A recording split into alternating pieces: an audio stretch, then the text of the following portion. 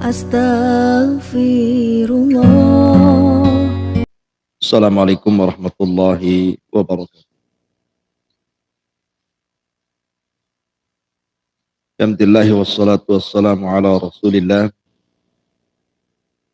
wa ala alihi wa sahbihi wa mawalah wa la hawla wa la quwata illa billahi wa ba'd. Baik, kita akan lanjutkan kajian kita masih membahas kitab Arba'in Nawawi dan kita masuk pada hadis yang ketiga dari Arba'in Nawawi. An Abi Abdurrahman Abdullah ibni Umar bin al-Khattab radhiyallahu anhum. Qala sami'tu Rasulullah sallallahu alaihi wasallam yaqul Buniyal Islamu ala khamsin. Syahadati an la ilaha illallah wa anna Muhammadan Rasulullah wa iqamis salati wa ita'iz zakati wa hajjil baiti wa sawmi ramadhana. Rawahul Bukhari wa Muslim. Dari Abi Abdurrahman, kunyah daripada Abdullah ibn Umar ibn al-Khattab radhiyallahu anhuma, dia mengatakan, aku mendengar Nabi sallallahu alaihi wasallam bersabda, Islam itu dibangun di atas 5 pilar. Persaksian bahwa tidak ada sesembahan yang berhak disembah kecuali Allah, dan sesungguhnya Muhammad adalah utusan Allah. Kemudian mendirikan salat, kemudian melaksanakan zakat, kemudian melaksanakan haji ke Baitullah Al-Haram, dan berpuasa Ramadan. Baik, kita bahas dua rawinya. Abi Abdurrahman Abdullah ibn Umar radhiyallahu an, ia adalah seorang muhaddisun faqih, seorang ahli hadis dan orang yang sangat cerdas, dan dia pun termasuk daripada sahabat Nabi sallallahu alaihi wasallam walaupun sigar as-sahabah. Jadi ketika berjumpa dengan Rasul, dia masih kecil. Karena Abdullah ibn Umar radhiyallahu anhuma itu masuk Islam sebelum balik. Sehingga ketika terjadi perang Badar, usianya belum sampai 15 tahun dia sudah daftar. Tapi tolak oleh Nabi sallallahu alaihi wasallam. Kemudian dalam perang Uhud juga ditolak oleh Nabi sallallahu alaihi wasallam. Baru kemudian perang Khandaq, perang Ahzab, diizinkan Nabi sallallahu alaihi wasallam untuk terlibat perang. Menunjukkan bahwa Rasul pun tidak sembarang memasukkan orang ke pasukan, kan. Dilihat dulu, kalau belum balik gak dilibatkan perang, kalau sudah balik baru dilibatkan perang. Lah Abdullah ibn Umar radhiyallahu an adalah salah satu daripada sahabat yang paling banyak meriwayatkan hadis. Ada yang mengatakan kedua setelah Abu Hurairah radhiyallahu an. Dia banyak meriwayatkan hadis Nabi sallallahu alaihi wasallam, dan dia termasuk dari Abadilah. Abadilah itu ada 4 orang, di mana semua fatwa kembali kepada Abadilah itu.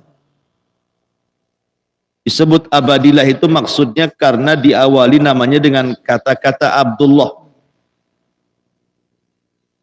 Dan ada 4 Abdullah yang hidup sezaman, semua fatwa kembali kepada mereka. Pertama Abdullah ibn Umar, yang kedua Abdullah ibn Abbas, yang ketiga Abdullah ibn Zubair, dan yang keempat Abdullah ibn Amr ibn As radhiyallahu anhu. Inilah 4 Abdullah yang disebut dengan Abadilah.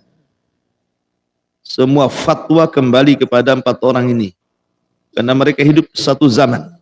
Saya ulangi, Abdullah ibn Umar, Abdullah ibn Abbas, Abdullah ibn Zubair, Abdullah ibn Amr ibn As radhiyallahu anhu. Mereka disebut Abadilah. Orang-orang yang dimulai namanya dengan Abdullah, di mana semua fatwa bermuara kepada 4 orang ini. Ma'asyiral muslimin yang dimuliakan Allah Azza wa Jalla. Dan Abdullah ibn Umar radhiyallahu an terkenal orang yang paling meniru sirah Nabi sallallahu alaihi wasallam. Bahkan berusaha mencontoh segala sesuatu yang dilakukan Nabi. Sampai-sampai orang-orang menganggapnya terlampau hulu di dalam mengikuti Nabi sallallahu alaihi wasallam. Karena sampai ke bekas kencingnya saja. Jadi umpamanya Rasul berhenti di sebuah pohon, kemudian kencing di situ. Maka Abdullah ibn Umar pun kalau lewat di situ, mesti dia sempatkan kencing di situ. Alasannya apa? Karena Rasul kencing di sini. Sampai masalah-masalah kencing saya ditiru. Sampai saat tempat-tempat kencingnya dia di situ, ya di situ. Makanya sampai ada yang mengatakan seperti itulah Abdullah bin Umar itu meniru Nabi. Pakaiannya, warna pakaiannya, dan begitu seterusnya. Sehingga dia terkenal orang yang paling meniru Nabi sallallahu alaihi wasallam. Dan dia adalah kiblat bagi para thalabatul hadis khususnya di kota Madinah. Karena dia mufti Madinah. Dan bukan hanya itu saja, Abdullah ibn Umar radhiyallahu anhuma, dia banyak mengikuti peperangan bersama Nabi sallallahu alaihi wasallam. Bahkan setelah wafatnya Nabi sallallahu alaihi wasallam, dia terlibat dalam Futuhatus Syam. Futuhatus Syam membebaskan di kota-kota di Syam, di Irak, di Persia, di Mesir, di Afrika, dan begitu seterusnya. Bahkan ketika terbunuhnya Utsman ibn Affan radhiyallahu an, kemudian wafatnya Yazid ibn Muawiyah, maka Ibnu Umar radhiyallahu an pun adalah orang yang tidak mau terlibat dalam permasalahan antara Ali dan Muawiyah. Jadi Abdullah bin Umar itu orang yang paling jauh dari fitnah. Dia nggak mau. Dia tidak memihak Ali, dia tidak memihak Muawiyah. Dia kemudian keluar dari fitnah perpolitikan. Jadi dia betul-betul menghabiskan waktunya hanya untuk mengajar di Masjid Nabawi. Karena ketika ada 4 anak khalifah, 4 anak sahabat Rasul, 4-empatnya duduk di sekitar Ka'bah. Di situ ada Abdul Malik ibn Marwan. Di situ ada Abdullah ibn Zubair. Di situ ada Urwah ibn Zubair. Di situ ada Abdullah ibn Umar radhiyallahu anhu. 4 orang ini, namanya anak muda, masih muda, berbincang-bincang di sekitar Ka'bah soal cita-cita. Kira-kira kalian ini kalau sudah besar mau apa gitu ya? Maka Abdullah ibn Zubair mengatakan, saya ingin menjadi penguasa Hijaz. Kemudian Abdul Malik ibn Marwan mengatakan, saya ingin menjadi penguasa bukan hanya Hijaz, tapi kaum muslimin semuanya. Tapi Urwah mengatakan, saya ingin jadi ulama. Semua dikabulkan. Ketika mereka bercita-cita depan Ka'bah seperti itu di masa remaja, ketika mereka sudah dewasa, semua dikabulkan. Abdullah ibn Zubair pernah jadi khalifah. Di zaman siapa? Di zaman ketika Muawiyah ibn Yazid ibn Muawiyah tidak berhasrat berkuasa, meneruskan kekuasaan Yazid. Akhirnya dari Madinah Abdullah bin Zubair mengumumkan baiat. Kemudian Abdul Malik ibn Marwan berkuasa. Bahkan dia pula yang membunuh Abdullah bin Zubair lewat tangan Hajjaj ibn Yusuf. Kemudian Urwah ibn Zubair, siapa yang tidak kenal Urwah? Seorang ulama besar, antum kalau baca tafsir banyak perkataan Urwah ibn Zubair.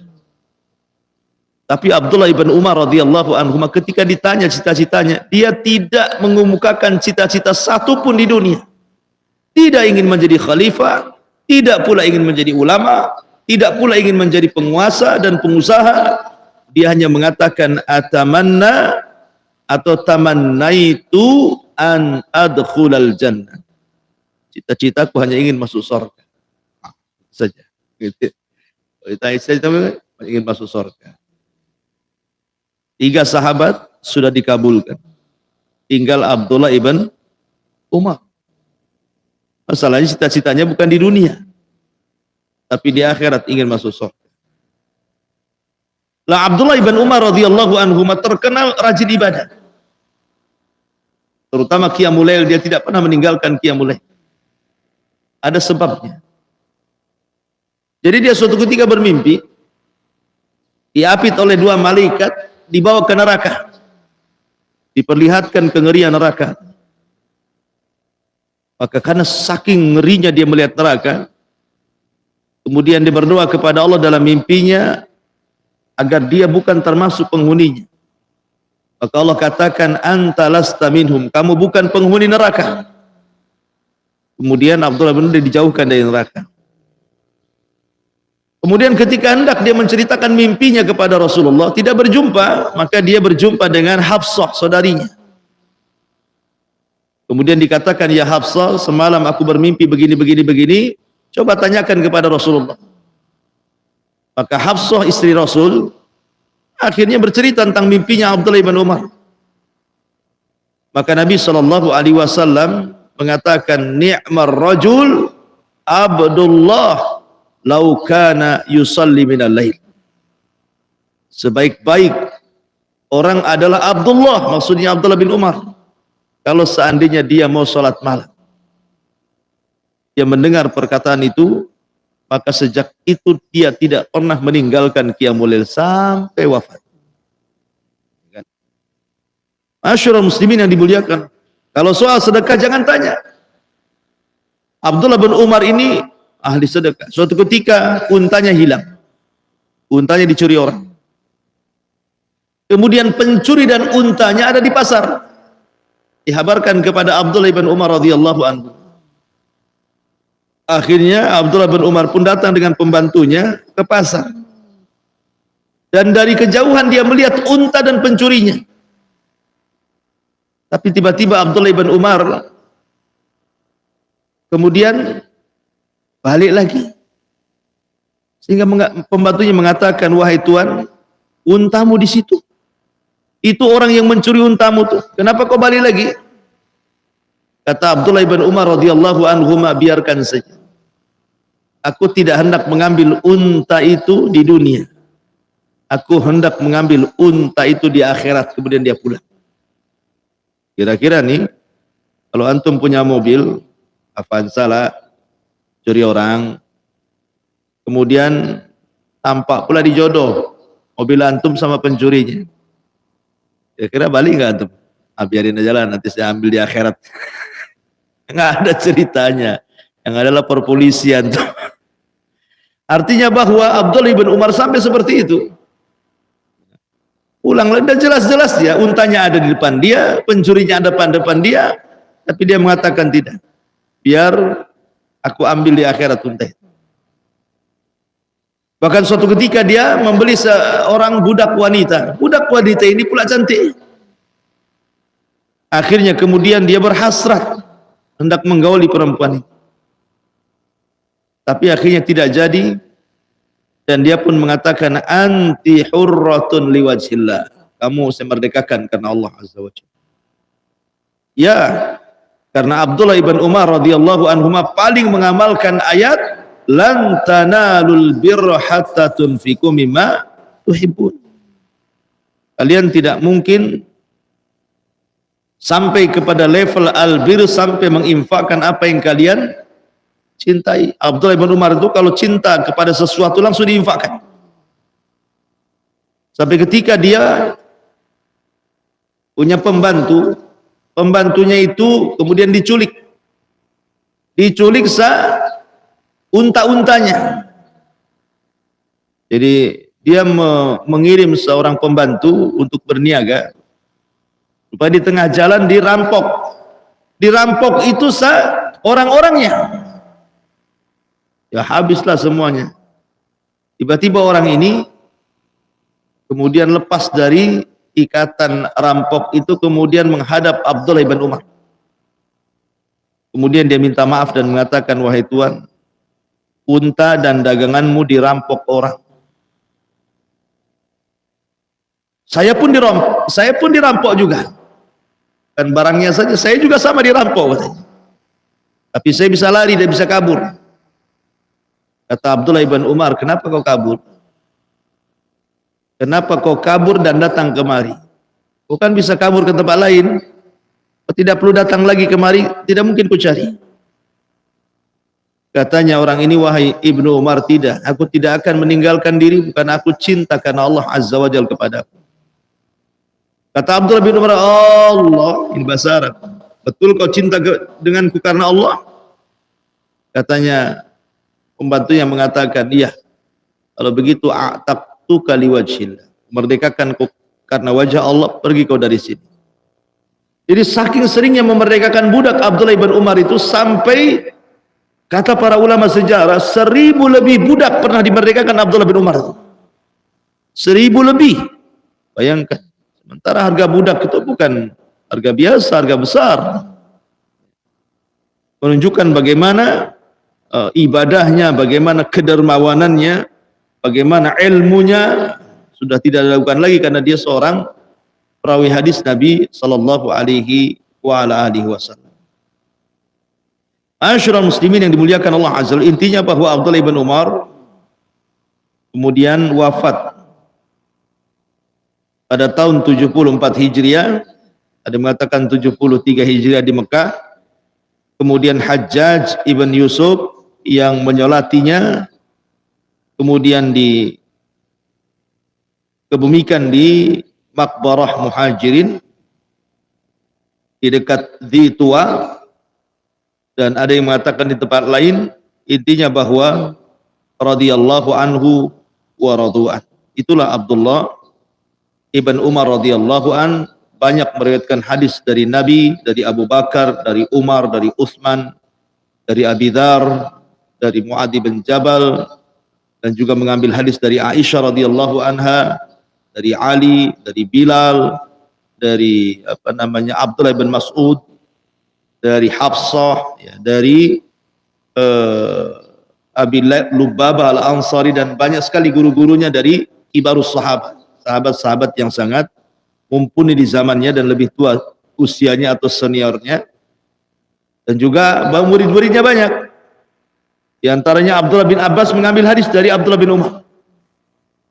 Jabir bin Abdullah mengambil hadis dari Abdullah bin Umar. Abu Salamah ibn Abdurrahman, kemudian Mus'ab ibn Sa'ad ibn Abi Waqqas, termasuk juga Sa'id ibn al-Musayyib, pemimpin para tabi'in yang menikah dengan salah satu putri Abu Hurairah radhiyallahu an, Sa'id ibn Musayyab, itu juga mengambil hadis dari Abdullah ibn Umar radhiyallahu anhuma. Belum lagi Nafi, Salim, Hamzah, dan banyak sekali sahabat yang di bawahnya yang mengambil hadis dari Abdullah ibn Umar radhiyallahu anhu. Salah satu hadis yang kita bahas adalah hadis yang tercantum dalam Arba'in Nawawi pada nomor urut hadis yang ketiga. Buniyal Islam ala khamsin. Dibangun Islam itu di atas 5 pilar. Di sini ada thariqah mengajar, ikhwan. Ada namanya uslub, metode mengajar. Nabi itu biasanya kalau menyebutkan sesuatu yang berbilang, yang ada rinciannya 1, 2, 3, 4, 5 gitu, maka Nabi SAW akan menyebut angkanya dulu, baru rinciannya. Begitulah seorang pendidik. Kalau antum menghafalkan anak antum rukun iman, jangan langsung disebutkan, nak, rukun iman itu 1, beriman kepada Allah, 2, beriman kepada malaikat Allah, 3, bukan begitu cara mengajar. Sini, nak, rukun iman itu ada 6, simpan 6 di otak. Jadi sebutkan angkanya dulu. Rukun iman ada berapa, nak? Ada 6, simpan 6 itu. Baru sudah tersimpan angka 6 ini, baru dirinci sama kita. 1, 2, 3, 4, 5. Nah, begitu teori Nabi SAW kalau mengajar para sahabat, maka disebutkan angkanya dulu, baru kemudian rinciannya. Dan juga ini thariqah Al-Quran. Ingat kita ketika membahas surah Al-Baqarah, ketika Allah Subhanahu wa taala menceritakan tentang kisah permulaan panggilan kepada Bani Israel, ya Bani Israel, udhkuru ni'mati allati an'amtu 'alaikum, dan terus begitu seterusnya. Panggilan Bani Israel di permulaan itu 2 panggilan. Panggilan yang pertama menjelaskan secara global tentang Bani Israel. Panggilan yang kedua menceritakan secara rinci. Artinya Al-Quran mengajarkan, thariqah mengajar, sebutkan globalnya dulu, baru rinciannya gitu. Nah, di sini juga sama. Bunyal Islam ala khamsin. Islam itu dibangun di atas 5 pilar. Tempel 5 ini supaya mudah diingat. Baru rinciannya apa itu 5. Syahadati an la ilaha illallah wa anna Muhammadan Rasulullah. Persaksian bahwa tidak ada sesembahan yang berhak disembah kecuali Allah, dan ini artinya tauhid, la ilaha illallah. Kalimat yang sangat agung, miftahul jannah, kuncinya surga. Bahkan kunci orang masuk Islam. Bahkan la ilaha illallah adalah kalimat yang didakwahkan seluruh para nabi dan rasul. Bahkan di akhir zaman tidak ada kalimat yang lebih manfaat kecuali la ilaha illallah. Bagaimana hadis Hudzaifah ibn Yaman, ketika Al-Quranul Karim diangkat dalam 1 malam dan tidak ada lagi Al-Quran di permukaan bumi. Ketika Al-Quran kemudian diangkat di dada-dada kaum muslimin sehingga tidak ada satupun yang hafal 1 ayat pun dalam Al-Quran. Tetapi orang-orang tua mereka menghafal kalimat la ilaha illallah. Bukan karena mereka belajar, tapi mereka mendengar nenek moyang mereka mengatakan la ilaha illallah, maka mereka pun ikut mengucapkannya. Akhirnya ditanyakan kepada Hudzaifah ibn Yaman, apakah la ilaha illallah yang diucapkan oleh umat akhir zaman? Mereka mengucap bukan karena belajar, tapi mereka mengucap karena diucapkan nenek moyang mereka. Mereka mendengar begitu, maka mereka pun mengucap begitu. Apakah la ilaha illallahnya bermanfaat bagi mereka di akhirat, wahai Hudzaifah? Kata Hudzaifah, ya tunjihum bila ilaha illallah. Allah selamatkan mereka dengan la ilaha illallah. Artinya kalimat la ilaha illallah kalimat luar biasa. Makanya hadis bitaqah itu, hadis kartu sakti, ketika seseorang di dunia tidak pernah beramal soleh, nggak pernah sujud, nggak pernah ruku, nggak pernah sedekah, nggak pernah beramal soleh, hidupnya maksiat saja, tapi sebelum meninggal dia mengucapkan la ilaha illallah, kemudian didatangkan di hadapan Allah, kemudian didatangkan catatannya 99 catatan, kemudian kata Allah, ambil 1 catatanmu, bentangkan di hadapanku. Rupanya 1 catatan saja dibentangkan sejauh mata memandang. Kayak antum beli belanja di mall, kemudian keluar struknya itu dari mesinnya itu, sejauh mata memandang. Berapa banyak barang yang antum ambil tuh? struknya keluar dulu, pokoknya sejauh mata memandang. Berarti antum borong sak mal-malnya. Kalau struknya saja sejauh mata memandang gitu ya. Jadi satu sijilat saja itu sejauh mata memandang, artinya itu semua kesalahan dia. 1, 2, 3 kesalahan dia, dia berzina, dia begini, dia begini, dia begini. Sejauh mata memandang. Ini baru 1, belum 98 itu belum dibuka lagi. Baru 1 saja dia. Down lah dia. Karena semua kebaikannya, kejahatannya segitu banyak gitu ya. Jika ketika Allah tawarkan adakah kebaikan, dia mengatakan seandainya pun ada kebaikan, apalah kebaikan itu dengan kejahatan segini banyaknya ya Allah. Akhirnya kemudian Allah subhanahu wa ta'ala keluarkan kartu saktinya. Kenapa? Karena dia pernah mengucapkan la ilaha illallah. Keluarkan kartu sakti, tulisan la ilaha illallah.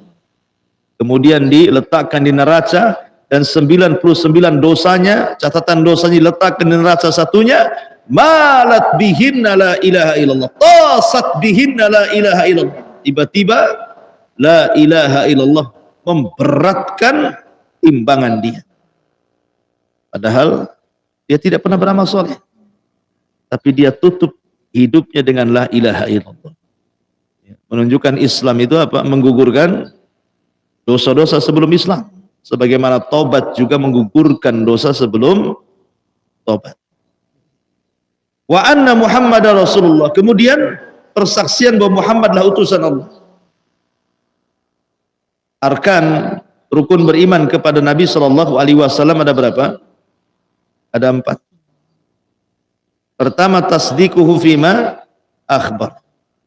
Yang kedua, ta'atuhu fima amar. Yang ketiga, wajtinabu manha anhu wajazar. Yang keempat, wa ala na'bud illa bima syara. Ini disebut arkan rukun beriman kepada Rasulullah. Pertama, membenarkan apapun yang dihabarkan Rasul masuk di akal atau tidak, diketahui hikmahnya atau tidak. Yang jelas Rasul mengatakan sesuatu sami'na wa ata'na. Karena kita harus membenarkan apapun kabar yang dibawa Nabi. Karena terkadang Nabi ini menghabarkan sesuatu yang belum terjadi, atau menghabarkan sesuatu yang di luar nalar manusia, atau menghabarkan sesuatu yang tidak diketahui hikmahnya. Diketahui hikmahnya atau tidak, masuk nalar ataupun tidak masuk nalar, telah terjadi atau belum terjadi, pokoknya kita katakan shadaqna. Kita katakan benar ucapan Nabi SAW. Kemudian yang kedua, ta'atuhu fima amar, berusaha melaksanakan perintah. Tidak ada manusia segesit sahabat ketika menjalankan perintah. Nabi itu kalau memerintahkan sebuah perintah, mereka berlomba-lomba untuk melaksanakannya.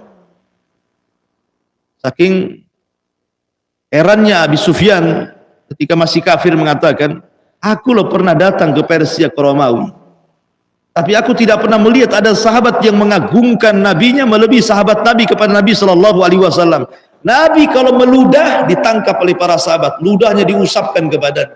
Nabi kalau cukur rambut hampir berperang mengambil rambutnya. Nabi kalau berwudu hampir berperang mengambil bekas air wudunya.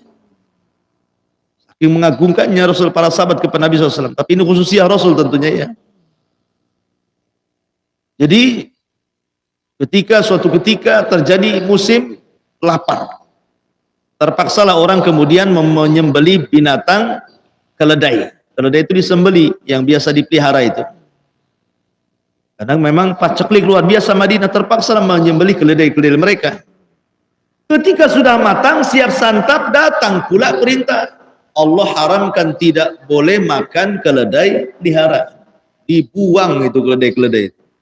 Tinggal makan badan. Artinya bahwa sahabat ini kalau sudah perintah langsung laksanakan. Sebagaimana kalau larangan langsung ditinggalkan. Ketika datang larangan khamr, apa yang terjadi? Sahabat menuangkan khamr itu di depan rumah mereka sampai banjir lorong-lorong kota Madinah itu. Saking semua sahabat menumpahkan khamr. Sampai rawi hadis mengatakan hatta salat syawari'ul Madinah, sampai banjir gang-gang itu kota Madinah saking khamr ditumpahkan. Jadi bagi para sahabat itu tidak ada namanya tadarruj kalau soal meninggalkan perintah, meninggalkan larangan. Oh, Nabi salah saya langsung main tinggalkan minum khamar, ya saya akan meninggalkan tapi sedikit-sedikit. Kalau biasa 2 botol, hari ini sebotol, besok setengah botol, besoknya 1 sendok, besoknya kita buang semua botol sendok-sendoknya kan, umpamanya kan. Nah, bisa. Ya. Jadi sahabat tidak ada seperti itu. Kenapa? Kenapa kalau dalam melaksanakan perintah ada istita'ah? Kenapa ketika menjauhi larangan tidak ada istita'ah? Kan Rasul mengatakan, ma amartukum fa'tu bihi mastata'tum wa ma nahaitukum anhu fajtanibu, kan itu. Apapun yang kuperintahkan lakukan semampu kamu. Apapun yang kularang tinggalkan mutlak, tidak ada kalimat semampu kamu. Ada masalah apa antara perintah dan larangan? Karena perintah itu kenapa dilakukan semampu kamu? Karena ada penggantinya. Kamu sholat tidak bisa berdiri, bisa duduk. Sholat dulu semampumu. Kalau sudah diusahakan berdiri tidak mampu, duduk, kan gitu ya. Sholat duduk semampumu, kalau tidak sanggup duduk, baring. Wudu dulu dengan air, cari dulu air semampumu, kalau tidak ada ya sudah tayamum. Gitu. Maksudnya ada penggantinya. Tapi larangan tidak ada penggantinya. Kamu jangan minum brandy, oh berarti boleh whisky, nggak ada. Ada ganti-ganti. Kamu tidak boleh makan dosis sekian, oh boleh yang lebih rendah di bawahnya, nggak ada. Kalau sudah larangan mutlak, makanya tidak ada istitwa dalam larangan itu. Ada penggantinya masalahnya. Jadi ditinggalkan gitu ya. Ini diantaranya juga bicara tentang larangan. Kemudian syarat yang terakhir, wa alla na'bud illa bima syara. Kita tidak boleh menyembah kecuali dengan yang disyariatkan. Kemudian wa iqamis shalah. Yang paling penting setelah syahadatain adalah salat. Karena hukum meninggalkan salat ini menjadi khilaf para ulama. Ada yang mengatakan sampai tingkat kufur, keluar dari Islam. Ada yang mengatakan dilihat meninggalkannya. Kalau meninggalkannya ini karena takasul, dia yakin sholat itu wajib, tapi karena malas dia meninggalkan, maka sebagian ulama mengatakan tidak kafir tapi fasik. Tapi yang meninggalkan seperti ini pun dilihat juga. Kalau dia lebih banyak meninggalkan sholat dari melakukannya, tetap kafir. Man taraka sholata jumlatan faqad kafar. Siapa yang meninggalkan sholat secara jumlah, artinya hidupnya lebih banyak meninggalkan sholat dibandingkan melakukannya, kafir. Yang jadi khilaf itu kalau sekali-kali meninggalkan sholat, tapi dia sering sholat dalam satu hari itu, ya 5-4 waktu itu rajin. Cuman kadang-kadang yang satu ini entah maghribnya, entah duhurnya ini, kadang sholat, kadang tidak. Tapi yang 4 waktu itu dia sholat, artinya kan lebih banyak sholatnya dibandingkan tidak. Itu yang jadi khilaf. Ada yang mengatakan kafir, ada yang mengatakan fasik. Tapi yang jelas bahwa kata Syaukani rahimahullahu ta'ala, cukuplah seseorang itu jangan sampai meninggalkan sholat ketika mendengar hadis Nabi SAW, al-ahdu bainana wa bainakumus sholatu faman taraka faqad kafar. Perbedaan kita dengan mereka orang kafir itu sholat. Siapa yang meninggalkan sholat bisa kufur. Cukup dengan hadis ini menakut-nakuti kita sebenarnya. Karena bagi para ulama ketika bicara tentang hukuman orang yang meninggalkan sholat, dibunuh karena murtad. Ada juga yang mengatakan tidak dibunuh, tapi dipenjara sampai mati, dipenjara kecuali dia bertobat. Jadi kalau di lingkungan Islam, seperti pendapat Imam Malik, pendapat Imam Ahmad, pendapat Imam Syafi'i, orang yang meninggalkan sholat di hukum pancung sebagai had oleh penguasa. Kecuali Abu Hanifah mengatakan dipenjarakan sampai mati, kecuali dia bertobat. Ya kan? Abu Hanifah mengatakan penjarakan saja, biar dia mati di penjara sampai dia betul-betul tobat. Tetapi 4 mazhab sepakat intinya diberikan hukuman. Dan yang memberikan hukuman tentu bukan seorang ayah, seorang ibu, tetangga, tetapi pemerintah. Ya kan? Jadi hukuman-hukuman seperti ini adalah kembali kepada pemerintah Islam. wa iqamis shalah wa ita'iz zakat. Dan orang yang melaksanakan zakat, zakat ini selalu disebut dengan salat. Selalu disebut dengan salat. Kenapa? Karena kalau cerita ibadah badan pasti bicara salat, tapi kalau bicara tentang ibadah harta pasti zakat. Dan dua-duanya sering disebut. Dan orang yang meninggalkan zakat tetap harus diperangi juga seperti orang yang meninggalkan salat. Dan itu dilakukan oleh Abu Bakar. Abu Bakar memerangi orang-orang yang tidak membayar zakat. Ketika ditanya oleh Umar, "Hei Abu Bakar, kenapa kau memerangi orang yang mengucapkan la ilaha illallah?" Padahal Nabi SAW mengatakan, "Umirtu an uqatilan nas hatta yashhadu an la ilaha illallah." Diperintahkan memerangi manusia sampai mereka mengucapkan kalimat la ilaha illallah. Mereka mengucapkan kalimat la ilaha illallah, ya Abu Bakar. Kenapa kau perangi juga? Maka Abu Bakar mengatakan, tetap aku perangi. Kalau mereka menahan zakat, di zaman Rasul mereka zakat, di zamanku tidak ada yang zakat, maka aku tidak akan membedakan orang yang meninggalkan sholat dengan meninggalkan zakat. Tetap aku perangi mereka. Akhirnya apa yang dilakukan Abu Bakar yang tadinya oleh sebagian sahabat tidak disetujui, malah kemudian menjadikan pujian manusia. Islam ini ditolong oleh dua manusia, pertama Abu Bakar, yang kedua Ahmad ibn Hanbal. Abu Bakar di saat manusia murtad dan tidak mau bayar zakat, Abu Bakar perangi itu. Dan di zaman Imam Ahmad ketika terjadi mihnah, orang dipaksa mengucapkan Al-Quran makhluk, hanya satu-satunya yang bertahan mengatakan Al-Quran kalamullah, dialah Ahmad ibn Hanbal rahimahullahu ta'ala. Makanya Islam ditolong di dua manusia. Kalau bukan karena Allah kemudian Abu Bakar, tentu kita sudah jadi orang murtad. Kalau bukan karena Allah kemudian Imam Ahmad, tentu kita jadi Mu'tazilah. Makanya Islam ditolong dua manusia mulia ini, Abu Bakar dan Ahmad ibn Hanbal rahimahullahu ta'ala. Kemudian wahajjil bait, haji. Haji zaman dulu beda dengan haji zaman sekarang ya. Makanya Pak Haji zaman dulu itu lebih berpengaruh. Orang dulu itu pengaruh haji luar biasa. Karismatiknya, segennya, malunya luar biasa. Orang lewat depan Pak Haji aja lemas dulu itu. Ya, karena doanya berkah. Haji zaman dulu kan begitu ya. Iya, karena memang hajinya sulit gitu ya kan. Berbulan-bulan mereka di kapal. Dan rata-rata orang dulu kalau haji sudah tua biasanya. Kenapa? Karena nabung dulu, nyelengi dulu dari masa remaja sampai tua. Baru kemudian setelah punya duit baru berangkat bedah celengan.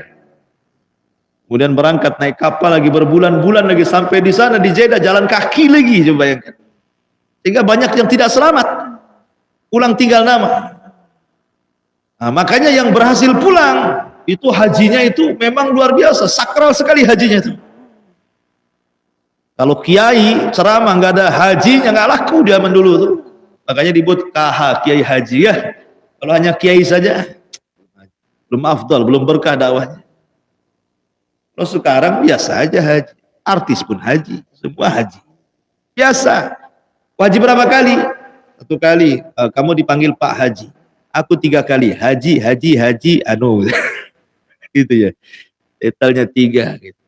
Intinya bahwa haji adalah salah satu ibadah yang disyariatkan sejak zaman Ibrahim alaihi salatu wassalam. Dialah yang meletakkan asas tentang ibadah ini. Kemudian dilanjutkan oleh para nabi setelahnya sampai kepada Nabi sallallahu alaihi wasallam. Kemudian juga puasa Ramadan sama. Intinya bahwa apakah syahadat, maksudnya tauhid, apakah sholat, apakah zakat, apakah haji, apakah puasa Ramadan, semua agama diperintah. Semua nabi diperintah 5 perkara ini. Semua nabi diperintahkan tauhid. Semua nabi diperintahkan sholat. Semua nabi diperintahkan zakat. Semua nabi diperintahkan haji. Dan semua nabi diperintahkan puasa. Kutiba alaikumusiyam kama kutiba alal ladina min qablikum. Diwajibkan kepada kalian puasa sebagaimana diwajibkan kepada umat sebelum kalian. Artinya bahwa 5 rukun Islam ini semua para nabi diperintahkan. Semua para nabi. Artinya bahwa ini adalah arkan, rukun, betul-betul pondasi tegaknya sebuah agama. Karena semua para nabi diperintahkan tauhid, salat, zakat, puasa dan haji. Ini diantara faedah hadis Abdullah ibn Umar radhiyallahu anhuma dari hadis yang ketiga arba'in nawawi. Wallahu a'lam bishawab. Mudah-mudahan manfaatnya. Subhanakallahumma bihamdika asyhadu an la ilaha illa anta astaghfiruka wa atubu ilaik. Allahu taala alam. Assalamualaikum.